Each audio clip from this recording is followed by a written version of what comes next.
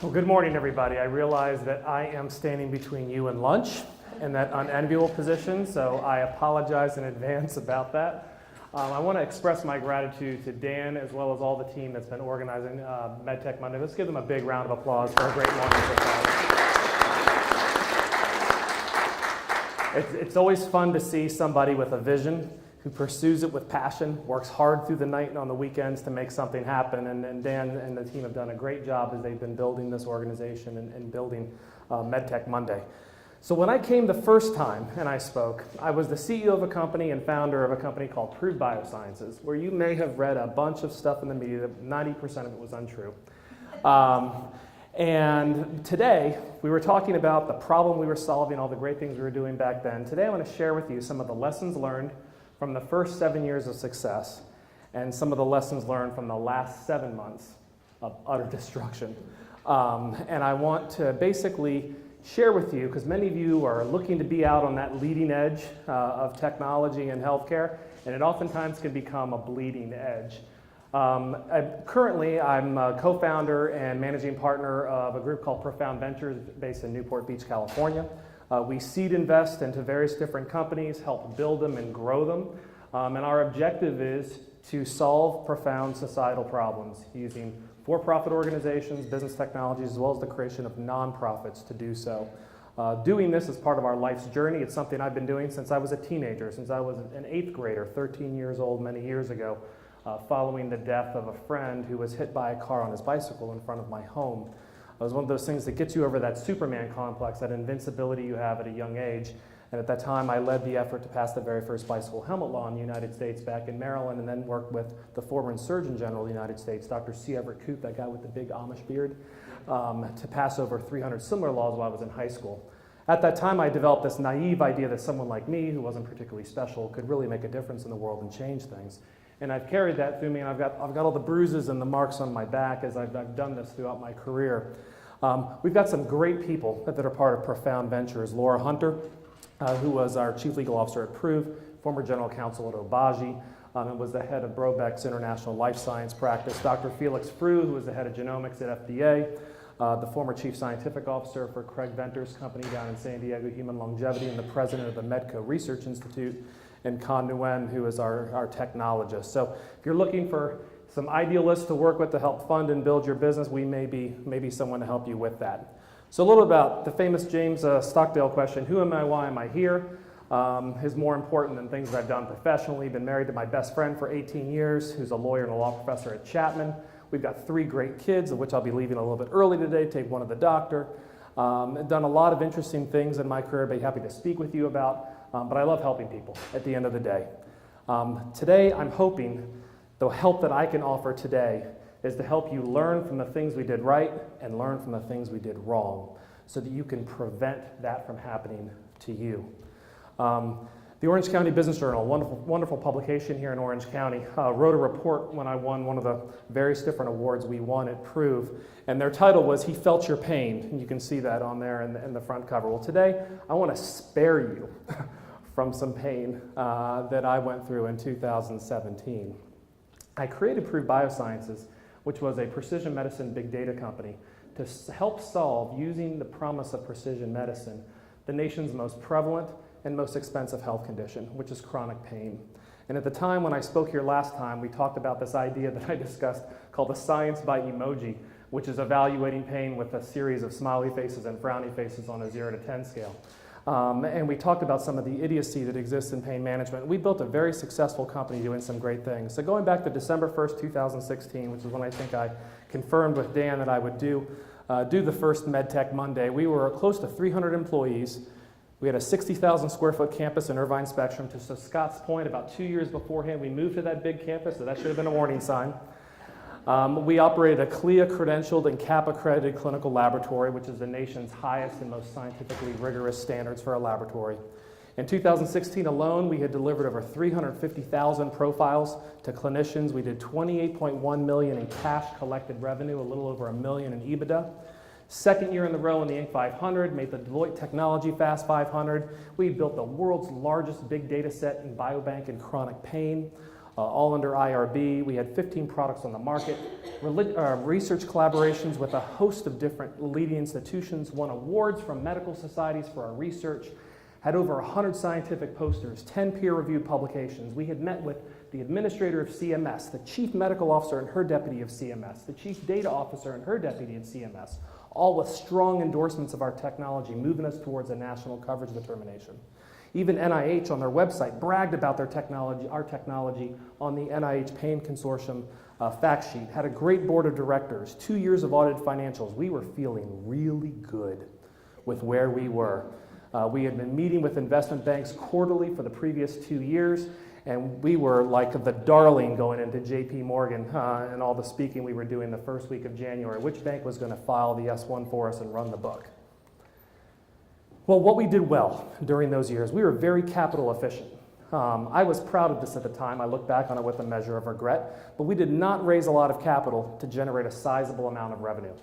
And if you look at this table here, oh, sorry, the table's a little off, overlapping the text there, but that basically takes kind of the top 12 producing molecular diagnostic companies over the past 10 to 15 years and looks at their ratio and their stack rank based upon how much money they raised versus how much revenue they generated for that money. And in Great Britain, it's referred to as a capital turnover ratio. And Proof Biosciences ranked second on that list. You'll notice everybody else on that list was acquired or IPO'd. And Proof, as we were preparing for that, had something tragic happen, which we'll talk about.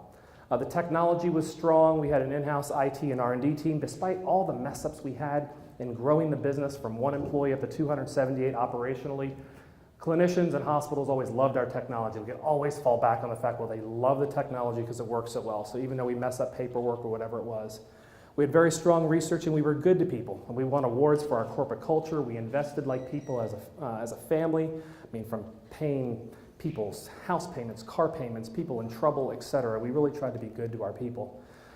But we made mistakes and made us some sizable ones. First, we did not raise a safety net of capital. And if you're an entrepreneur, you're an early stage executive, and you're concerned about dilution, at the time I was concerned about dilution, I can tell you, you need to raise more capital than you think you need.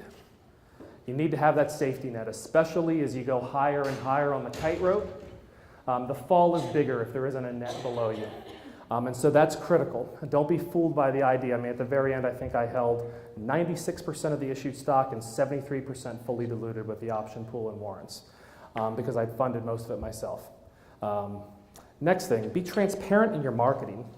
This was important. We weren't really clear because we had genetic testing and all of our algorithms were genetic and non-genetic factors.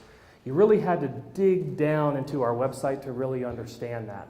And that ended up being something that a particular reporter who didn't really understand the science took completely out of context. And so make sure your marketing is clear, especially when your product is technical. Another thing that we should have done better is we should have published our studies earlier. We tried to rely upon some in-house people to write those for us, the PhDs we had on staff. That didn't work. It wasn't until we outsourced the medical writing to medical writers who professionally did that type of ghostwriting that we were able to get things to market quicker. And we also, when we started the business, we started on QuickBooks. Don't stick with QuickBooks if you started with QuickBooks. It's not auditable. And it's really important if you want to raise the capital you want to raise to get the accountants involved earlier, even though they're expensive, and to move to a piece of software that you can audit your financials. Because when we finished up 2014 with $20 million in revenue and $7 million in cash EBITDA, I could have sold the company for a lot of money back then, but we didn't have audited financials at the time to do so, which we ended up auditing later. And then finally, in managing people. At the time, I felt, as an employer, my job is to help people. And we did a lot of things bending over backwards for people. I didn't realize that the people that were employees were there to help the company rather than a company helping the people. And so we didn't do a very good job of putting people in the right places. We had people that we held on to. We almost had a policy of not firing people. And we did a lot of battlefield promotions. What I mean by that is people, as you're going through the hyper growth of a business, you elevate people to titles that you would normally never hire them for. And you grow them with the organization. And I remember one of my board members who's on the board of CVS Caremark said as we were going through all this, he said, Brian, he said, I've never regretted firing somebody too fast. I've only regretted taking too long to fire them. And that was a good piece of advice and something I wish I had known earlier. So what happened? We go into 2017. This is a quote from Warren Buffett that's particularly painful for me. He said it takes 20 years to build a reputation and 5 minutes to ruin it. And it was quite a fall from grace to go from being listed in the Baltimore Sun as one of the 5 earthly angels to then having Stat News, which is an online news source, basically try to represent me as a corrupt CEO. So we basically had 3 disgruntled employees that when we fired them, we went through their work laptops and they had accessed their personal emails on there. So all of it was cached within our Citrix server. And we saw all their emails back and forth with the new company they were trying to create. And so what were some of the lies that were spread if you're not familiar with the story? Well, the first thing was there was no scientific evidence supporting our testing, which obviously the key opinion leaders in the field thought was kind of silly, considering that the very day that Charles Piller wrote his article, we had the former presidents of 3 medical societies presenting during the agenda of the American Academy of Pain Medicine, which is the biggest pain medicine meeting in the world, talking about all the scientific evidence of our testing. And the researchers are up there and they're getting questions on this news story and they're like, yeah, that's clearly not true. But again, it's the media. So you had that was the accusation, no scientific evidence supporting our testing, though we had extensive published evidence, extensive posters. We had lots of both clinical validity and clinical utilities. Familiar obviously with the diagnostic and device market, you not only need to show accuracy through clinical validity, but you need to show the so what. When clinicians use it, does it make patient care better? It's an unfair requirement for devices and diagnostics that pharmaceuticals don't have, but we had all that type of data to be able to show that. The other accusation was our research was a sham, even though the research had been awarded by medical societies. We had collaborations with leading researchers in the field, and we haven't even had our research methods reviewed and approved by leading centers such as MD Anderson and others that said that our research methods actually surpassed what they were doing, and it clearly surpassed any requirements that the NIH had for awardees of their grants. And then the last one, which was the most preposterous, it's the one that got the government's attention, was that there was Medicare fraud going on that somehow proved was inappropriately billing Medicare. On 4 different occasions, we actually met with the folks at Medicare. We had an office in Baltimore. We sat down with the folks at CMS and in writing had exactly how they wanted us to bill our testing. We thought that that was good enough in addition to legal review. Unfortunately, when we spoke with them, they said, because you guys have all these unique tests, we only want you to bill this much. And so we ended up actually billing about 10% of what all the other pharmacogenetics labs were billing Medicare. But it's what they told us to do in writing, and so we did that. But we got major kudos from the senior brass at CMS when they saw what we were doing, because they're like, gosh, you guys are getting so underpaid. Let's introduce you to Tamara Jepson and the folks over there to work on the national coverage determination on your technology. But again, that didn't stop Charles Piller from writing his articles, and doing the right thing doesn't always stop the media if they have an agenda, and all the people that decided to click to his article as somehow that was a source. So we're going through all of this. It's now the beginning of March. We just met with Medicare, going through everything. They love what we're doing. We're moving towards a national coverage determination. This article comes out, the second one from Charles Piller. And I'm like, what do I do? I've never been in a situation like this beforehand. Our media coverage had always been really good. I was like, okay, I've been taught by my mom since I was a young kid, always do the right thing. Anything you write or say should be on the cover of the New York Times. And I'm like, okay, well, everything we have said could be on the cover of the New York Times. It would be fine. But what if someone puts on the cover of Stat News something you didn't say and you didn't write? That was something I never thought of before. And so we spoke with our board, and we had some great people on our board. Mike Levitt, former Secretary of Health and Human Services, J.P. Milan on the board of CVS Caremark, the former head of life science practice at EY, some great people. And everybody on the board, including our internal lawyers and external lawyers, said, don't respond. Don't respond, don't get into a fight, just take the high road like we always have. And looking back on hindsight, it was a huge mistake. Sadly, I listened and I made the wrong decision. So it went from bad to worse. Right before Memorial Day 2017, we get a call from our HIPAA lawyers in Washington, D.C., and they say, hey, Brian, did you know there's been a Ketam whistleblower lawsuit filed? It was accidentally leaked by the U.S. Attorney's Office. They didn't mean to do it, but it was put on PACER, which is a public database. Being the good guys we were, we reached out to them and said, hey guys, you know how we've been reaching out to you since this Charles Piller article and asking you if you have any questions? Well, now we know there's something going on. Would you please reseal the documents since the court hasn't unsealed them yet, because we don't want another nasty article from Charles Piller, and we'd really like to meet. Back and forth, letters went over Memorial Day weekend. They resealed everything, and then a couple days later, the FBI shows up at our office on June 7th to deliver a subpoena for documents they could have just process served us with. So I guess that was a way of dealing with how we handled the situation. No good deed goes unpunished. And so not only did the FBI show up with a subpoena, but they had the local television cameras from CBS, NBC, and ABC from Los Angeles there with them. So the media reported it as a raid.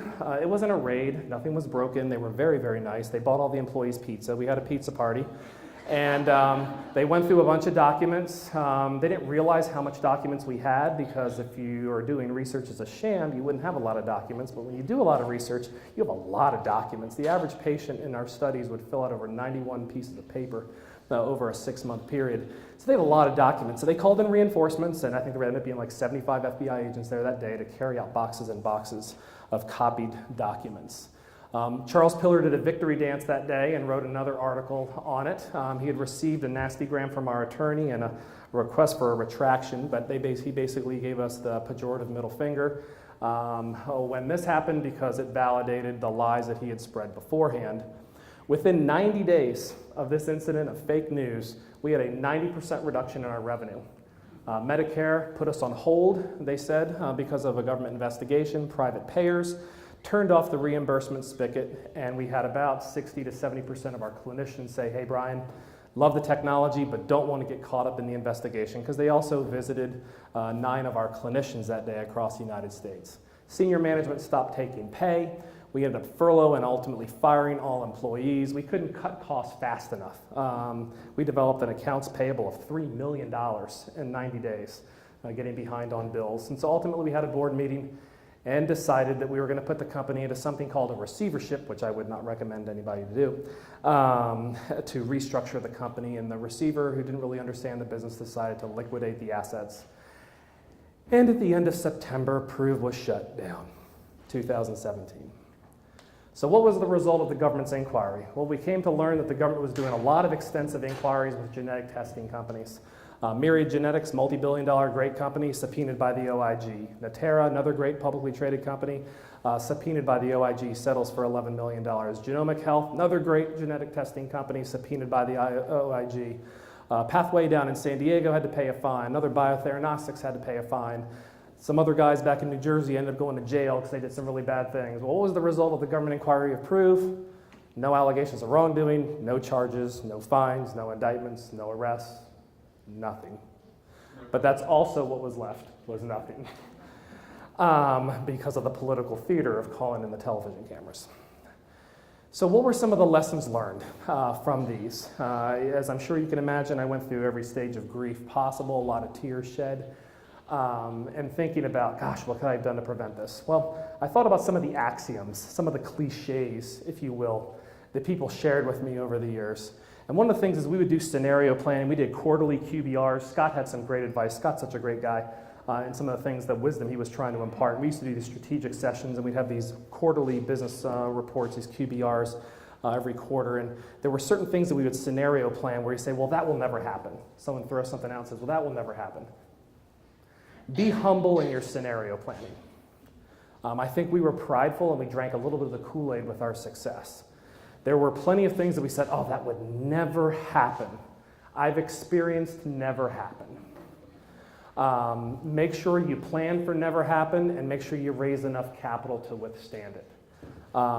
That's really, really important. An example of that is you could pull our logo down. Like when you upload a press release on PR Newswire or those type of things, they ask for your logo.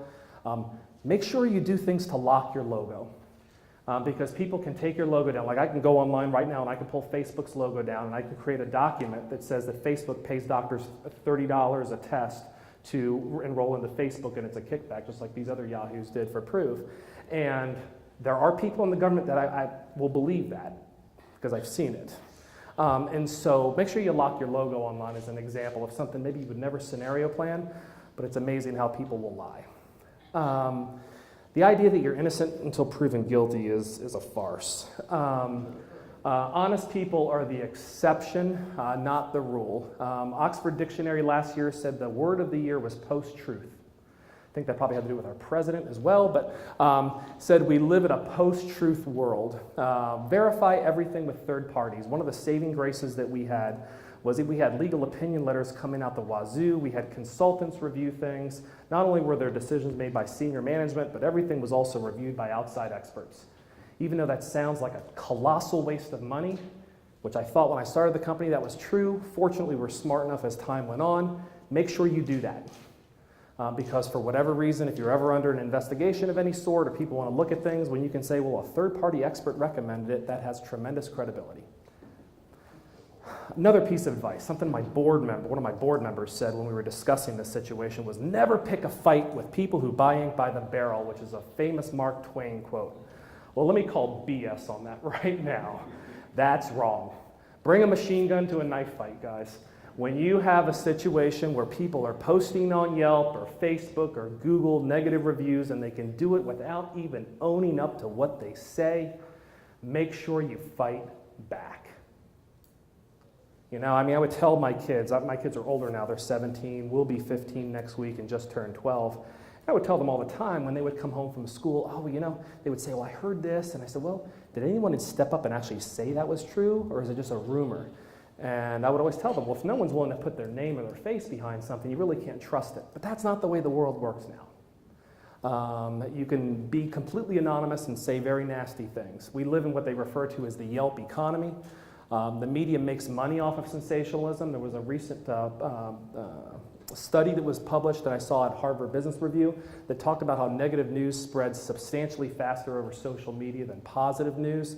And an example that was in, I believe it was in the Wall Street Journal, Dr. Song, who's a doctor in Manhattan, sued a patient for negative reviews online. And was able to get them to pull those negative false reviews down. And then the last one, this is something that people were telling me when all this was happening, my lawyer said this, the truth will eventually come out. Well, I can tell you that if you don't say the truth and put it out there, it doesn't come out. Truth is not a plant that just grows. Truth is not an animal. Truth is not just going to come out. You have to share it. The media will report news. Oftentimes, there's very good media. Like we have great media here in Orange County, the Orange County Business Journal and that type of thing, but there's a lot of other media sources that are all in the clickbait. And negative news, they know spreads faster. It's going to get them higher advertising dollars, and they will do it. And so look at any news coverage over a controversy, and then look at anything subsequent to that controversy that talks about how it was ultimately resolved. You will see a very disproportionate imbalance there. So, thank you guys for your time. I don't know how I did on time, Dan, but moving forward, we're creating and investing in building companies, continuing to help others. I am writing a book, a documentary, and I am going to be filing defamation lawsuits within my statute of limitations. If anyone would love to work with us at Profound, we'd love to work with you as well. Thank you guys very much. Enjoy your lunch.